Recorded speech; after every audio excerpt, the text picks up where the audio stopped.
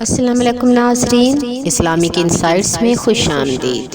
ناظرین کرام، آج ہم ایسے موضوع پر بات کریں گے جو کہ ہمارے معاشرے میں ہر طرف عام ہو چکا ہے۔ آج ہم آپ کو بتائیں گے کہ بد نظری کس طرح سے ایک مہلک مرض ہے اور اس سے چھٹکارا پانے کے طریقے کیا ہیں۔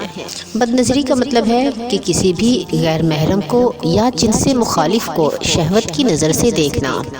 اگر کوئی آدمی بد نظری کرتا ہے تو وہ شیطان کا اعلیٰ کار بن جاتا ہے، جس کے نتیجے میں ایمان کی حلاوت سے وہ آدمی محروم ہو جاتا ہے اور کسی بھی نیکی میں اس کا دل ہی نہیں لگتا۔ آنکھیں اللہ تعالیٰ کی ایک بیش قیمت امانت ہے۔ ظاہر ہے کہ اس کا غلط استعمال امانت میں خیانت کے مترادف ہے۔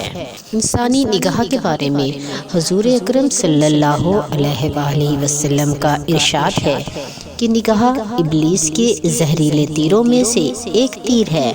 بد نظری ایک خطرناک گناہ ہے کیونکہ یہ داعی اور دروازے کا کام کرتا ہے دیگر کبیرہ گناہوں کی طرف۔ ہم اگر اپنی نفسانی خواہشات پر فتح حاصل کر کے نظر کو قابو کر لینے میں کامیاب ہو جاتے ہیں تو یقیناً اس سے ہم وہ روحانی ترقی حاصل کر لیں گے جو مہینوں کی نفلی عبادات اور ریاضت سے بھی حاصل نہیں کر سکتے۔ اس کی وجہ یہ ہے کہ جب ہم اس طرح نظر کی حفاظت کر کے اپنی نفسانی خواہشات کی قربانی دیتے ہیں تو ہر قدم پر ہم اللہ تعالیٰ کے قریب ہوتے ہیں اور روحانیت کی منازل طے کرتے جاتے ہیں۔ ایک نوجوان نے ایک بزرگ کی خدمت میں حاضر ہو کر عرض کیا کہ آپ فرماتے ہیں کہ بد نظری سے پرہیز کرو، لیکن بازار میں جاتے ہوئے مجھ سے اپنی نظروں کی حفاظت نہیں ہوتی۔ نوجوان ہو اور بازار میں بے پردہ لڑکی کو دیکھ کر نظر اس کی طرف اٹھ ہی جاتی ہے، میں کیا کروں؟ بزرگ نے کہا کہ میں وہ راز سمجھا دوں گا، پہلے میرا ایک کام کرو کہ یہ دودھ کا پیالہ فلاں بزرگ کو دے آؤ جو بازار کے دوسرے سرے پر رہتے ہیں، لیکن ایک شرط ہے کہ پیالے میں سے دودھ بالکل نہ گرے۔ ان بزرگ نے مزید کہا کہ میں ایک مضبوط سا آدمی تمہارے ساتھ کر دوں گا، اگر دودھ کا ایک قطرہ بھی گرا وہیں بازار میں تمہیں 2 جوتے لگائے گا۔ نوجوان نے کہا آپ بالکل بھی فکر نہ کریں، دودھ بالکل بھی نہیں گرے گا۔ بزرگ نے ایک پیالہ دودھ کا بھر کر نوجوان کو دے دیا اور ایک آدمی ساتھ کر دیا۔ اب نوجوان نے بڑی احتیاط سے بغیر دودھ کو گرائے وہ پیالہ بازار کے دوسرے کونے پر رہنے والے بزرگ کو پہنچا دیا اور خوشی خوشی واپس آیا اور کہا کہ حضرت میں نے وہ پیالہ پہنچا دیا ہے، اب آپ مجھے نظر کی حفاظت کا طریقہ بتائیں۔ اس بزرگ نے پوچھا دودھ تو نہیں گرا؟ تو اس نے کہا نہیں، بالکل نہیں۔ بزرگ نے پوچھا اچھا یہ بتاؤ کہ جاتے ہوئے کتنی شکلوں کو دیکھا؟ نوجوان نے کہا ایک بھی نہیں۔ تو پوچھا کیوں؟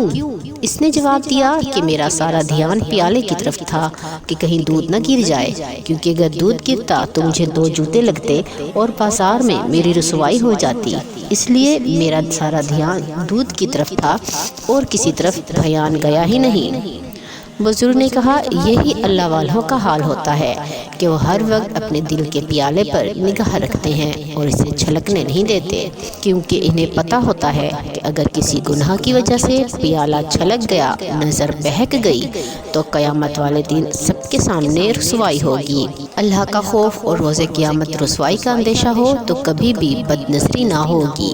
ناظرین کرام، بد نظری نہایت ہی مہلک مرض ہے۔ ابتدا میں لذت اور جوش کی کیفیت ہوتی ہے، مگر بد نظری کی وجہ سے عبادت کی حلاوت اور لذت فنا ہو جاتی ہے اور اس کے بعد رفتہ رفتہ عبادت کی چھوٹنے کا ذریعہ بھی بن جاتا ہے۔